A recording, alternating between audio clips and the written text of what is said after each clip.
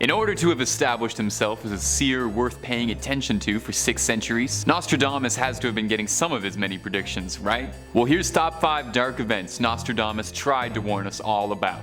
Number 5. The Great Fire of London. The Great Fire of London was caused in 1666 after a bakery caught flame and spread rapidly throughout the city, engulfing the city in a storm of flame that lasted for a 3-day blaze, consuming just about everything in its path. The bakery was owned by Thomas Fariner, who went on record saying he was very, very, very sorry. It was the kind of freak accident that no one could have possibly seen coming, except of course if you were renowned predictor and possible psychic Michel de Nostradamus, who had this eerie prediction written down. Listen to this little quatrain. The blood of the just will commit a fault at London. Burnt through lightning of 23's the 6, the ancient lady will fall from her high place. Several of the same sect will be killed. We really need to look into getting like an in-channel researcher and translator for Nostradamus, because instead of that, you just got me, a guy who passed high school English with a 51%, but I will do my level best for you. We can interpret 23's the 6 as an equation, reading 20 times 3 plus 6, which would give us 66. The Great Fire, of course, started in 1666 and burned for 3 days straight. Seems a little too convenient to just be a coincidence, right? Now the next question though, what is the ancient lady? The spirit of London itself? A way too early prediction about Queen Elizabeth? It's also a little bit off the mark with the quote about lightning, since it wasn't a lightning strike that started the Great Fire, but rather a bakery fire, unless you consider that Thomas Fariner's idea to open a bakery was a lightning in a bottle idea, but I'm gonna be honest, that's enough of a stretch, it's making my shoulders hurt. Now I'd like to try a little prediction of my own. I don't quite have the gift, but I've got a knack for this sort of thing. I'm having a vision. I see that the best scary content on the web is at top 5 scary videos, and if you like it, you should subscribe? I don't know what it means though. Number 4, the atomic bomb. Could Nostradamus have predicted humanity's darkest invention? Very possible. A quatrain seemingly references, impossibly, the bombings of the Japanese cities of Hiroshima and Nagasaki at the end of World War II. In his quatrain, Nostradamus wrote, "Within 2 cities, there will be scourges the likes of which has never seen. Famine within plague. People put out by steel, crying to the great immortal God for relief." Hey, Nostradamus really was a cheery fella, wasn't he? Now, I like to think of myself as a bit of a skeptic. I took the online test and it said I'm 70% Scully and 30% Mulder. But even I've got to admit this one lines up pretty eerily. The 2 cities could very easily be referring to the 2 cities of Hiroshima and Nagasaki. The scourges the likes of which is never seen, being about atomic weapons as a whole, the controversial nature of which goes without any further explanation. I mean, you can find about 1,000 quotes from just about everybody involved with the Manhattan Project expressing their deep regret for what they did. The famine and plague could be referencing the radiation sickness and numerous other issues that arose following the immediate aftermath. As well, the line, "people put out by steel," could be an allusion to the man-made nature of the desolation, that it was constructed by man and delivered through an airplane and a concentrated team effort rather than any natural causes. It's worth bringing up that Nostradamus did have a personal first-hand experience treating plague victims, which does raise the possibility, of course, that he could be referring far more literally to 2 cities ravaged by literal plague, but it does beg just a little speculation as to why it lines up so well. Number 3, JFK. John F. Kennedy Jr. is probably one of the most famous and tragic presidents in American history, whose term was infamously cut short by an assassin. The ancient task will be completed from on high. Evil will fall on the great man. A dead innocent will be accused of the deed. The guilty on will remain in the mist. Okay, there is a lot to uncover and unpack here.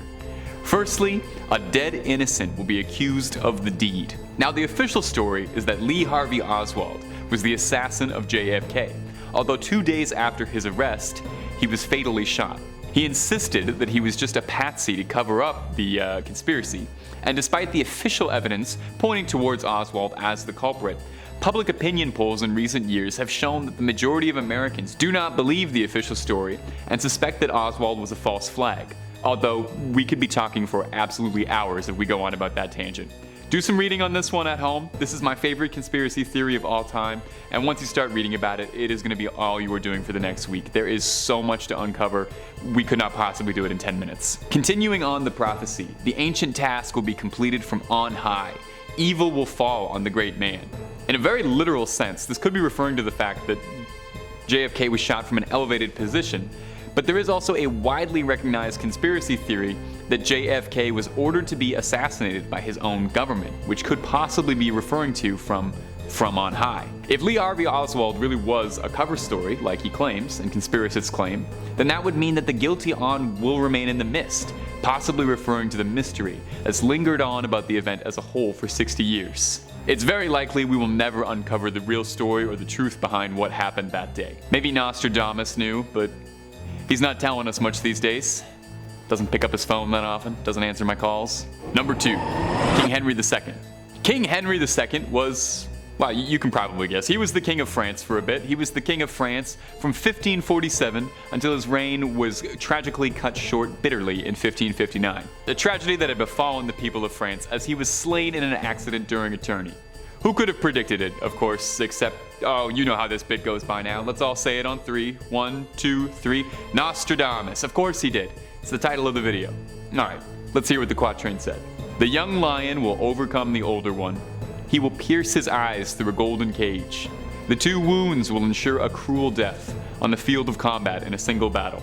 I like that, like all of Nostradamus' prophecies sounds like something that a wizard would tell you in a cave before giving you a sacred sword and telling you to embark on a quest to save the kingdom. Anyway, let's put on our little interpreting cap.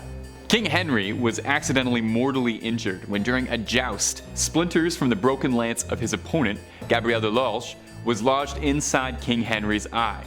From there, the king developed brain damage and sepsis and would pass from his injury a few days later.